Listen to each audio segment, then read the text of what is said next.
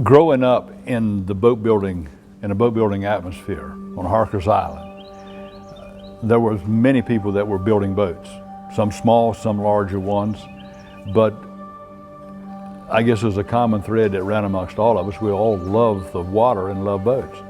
And there also was the tendency back then that if you desired something of that nature, you built it, as opposed to purchasing it. So everyone built it from the ground up.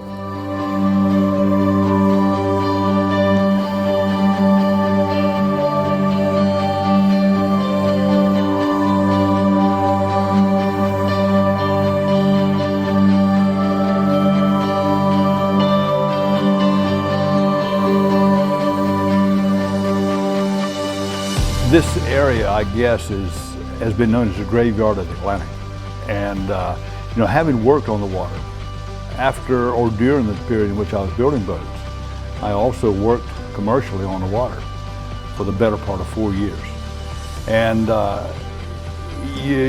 the weather doesn't dictate, in many cases, whether you go out or not. It's the need to go, and is the catch there. So you go, and you need a trustworthy, dependable boat in order to make sure that, again, you go safely, you return, but it does work for you while you're there.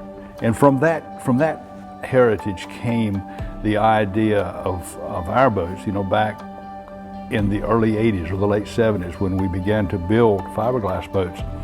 It was the same idea, is build a boat that's strong and build a boat that is easy to maintain and one that, even for recreational purposes, more there than you actually need. And we do that even till today.